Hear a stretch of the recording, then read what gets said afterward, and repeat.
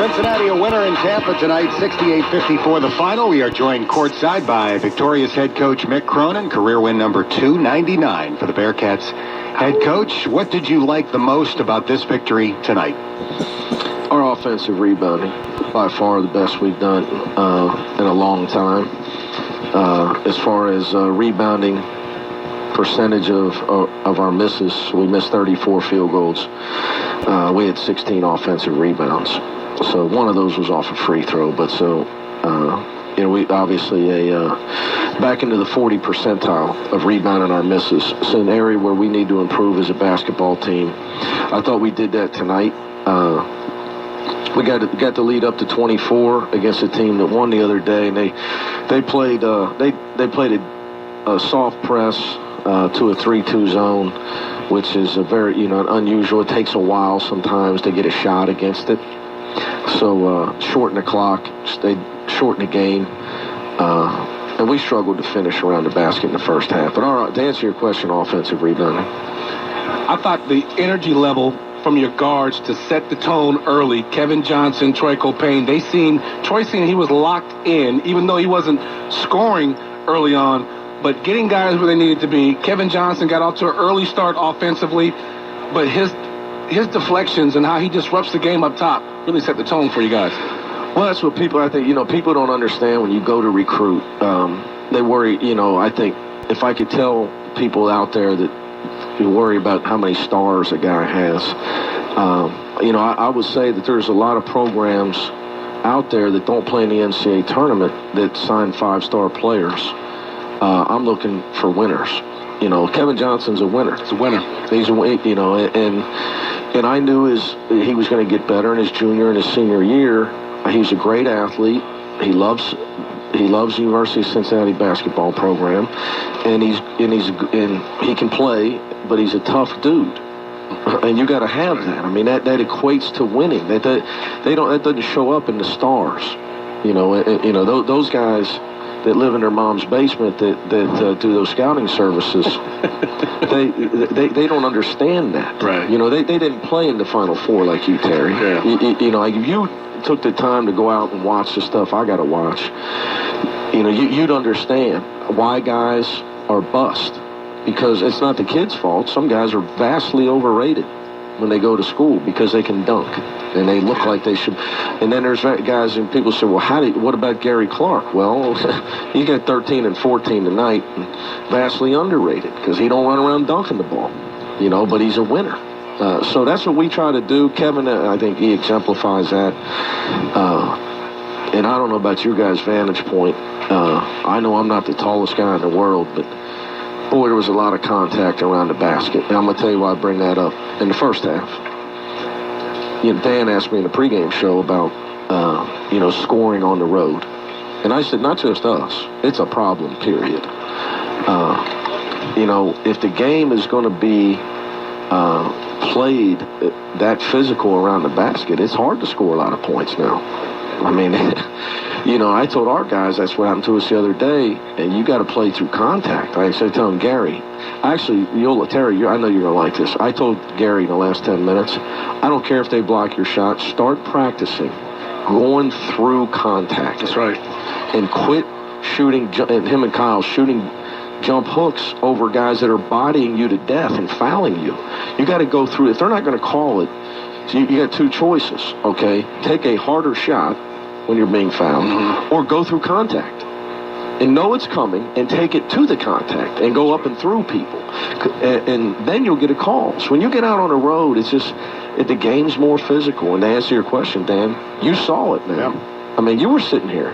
It's tough. I mean, it's tough to score in the first half. I mean, you get the ball point blank and can't get the ball in the basket. Now, there's a lot of contact on those plays. There just is. And I'm not saying it's this game. I'm not talking about officials. I'm talking about, Dan had a question about scoring in conference play, our scoring versus our home games. And my response was, in general, I think in certain conferences, it's tough. I mean, you get out there and it's tough around the rim to be able to get the ball in the basket. I thought your backup, your reserve point guard play was masterful. Justin Jennifer came in the game, and he's such an intelligent passer.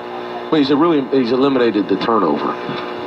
You know, he takes more chances too. And he's starting to understand. He had a great summer. I'm really happy for him. To be able, I think it's astute on your part to talk about how good he played, but he didn't score. You know, and that's where kids, again, how many stars does a guy have? You know, we're trying to win basketball games, you know, and he in high school, for his team to win, he had to shoot it. He had to get 25 to 30. Mm-hmm. So it's been a major adjustment for him.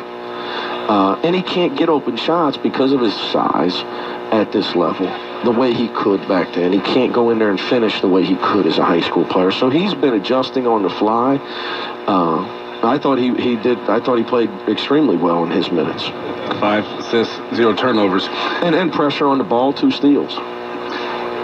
We had 13 steals tonight, so we had to. I had to do the ESPN thing, so I don't know our total final deflections for the people listening. I know we had 28 at half, so I'm going to tell you we had at least 40. So we definitely got our goal tonight. So we had 5 second half steals. So there's no doubt we got to 40. And Justin had a lot to do with that. You kept Jaron Cumberland in for a long stretch, and I know you're going to address this. Yeah. But now that you scored 26 one game, and every time he got the ball in the first half, 2 guys ran at him. Yeah, no, especially at 26 against this team, so they were trying not to let him shoot. He's got to do better. You know, the scouting report on Jaron is drawing a charge when he drives, so he's got to continue to work on not going off one foot. But, you know, to be honest with you, you know, trying to evaluate where we're at and what we need to do to get where we want to go in March. You know, my assessment is to get Jaron more minutes. Troy needs to play. Troy and Justin need to man the point guard minutes. Jaron needs to play for Kev, Jacob, and Kyle, and Gary. And then just move Jake to the 4 and play 4 guards. Jake's 6'6", Jaron 6'5", 220. I think, you know, obviously that puts a squeeze on Trey a little bit, but, you know, in our last 5 games coming into today, Jaron's our second leading scorer in our last 5, averaging 55% from the field. And he was getting to the foul line. Now, he didn't get there tonight. He only got there once tonight, but, you know, and he had some horrendous defensive trips at SMU that cost him minutes. It was just one of those type of games. But just my evaluation. So you're going to see the smaller lineup a little bit more than you've seen it all year with Jacob in the 4-guard offense with Gary out of the game. So finally, Coach, it's when you play the amount of players that you play this deep into the season, it's almost like spinning plates. You get a couple guys going, and then you have to come back and make sure that Jacob Evans is going, because he seemed like he was sleepwalking for a little while, but he seems to play a little better when he gets in foul trouble because there's a sense of urgency for him. Yeah, because he didn't get the minutes in the first half. You know, Jake's another guy. You know what, Terry? I got to get him to the foul line more. I got to get him to this team. We have got going into tonight. Now we're tied for first in our league. What are we, 12-1? And our opponents are shooting more free throws in conference play than we are, because Kyle tends to just shoot over people, and he's got to get better at it. You know, and you got a team like Butler and SMU that they do the hands out, chest up, and walk you out of walk you under you. That's a foul, but it's not on the road. Let's just be honest. Mm-hmm. You've got to be able to take the ball up and through contact against those type of teams. That's an area where we got to get better. Jacob Evans has got to get more offensive rebounds. He had none tonight. And he's got to get himself more layups and free throws. He's 6'6", and he jumps out of the gym. And he's a great ball handler. So we've seen a lot of pack it in stuff here lately, but he's just, for us to get where we're going to go, we can't have teams like, and I said that in our last 13 games, our opponents shoot more free throws than us. You know, and that's why you guys always hear me, even when we beat UConn in the post game, Dan and I and Chuck, I was not happy because I said, okay, yeah, we made shots tonight. But that's not always going to happen. Okay, we shot the lights out. Gary and Kyle are raining in threes. I mean, to me, that's more of an outlier than what we really need to do is make sure we're getting points in the paint and getting to the foul line, because you're not just going to shoot your way to a March run. You're going to have to. There are certain games you're going to have to go get down and dirty and play through some contact and get some traffic buckets and get to the free throw line. You have clinched a first-round bye in the conference tournament. Congratulations on that.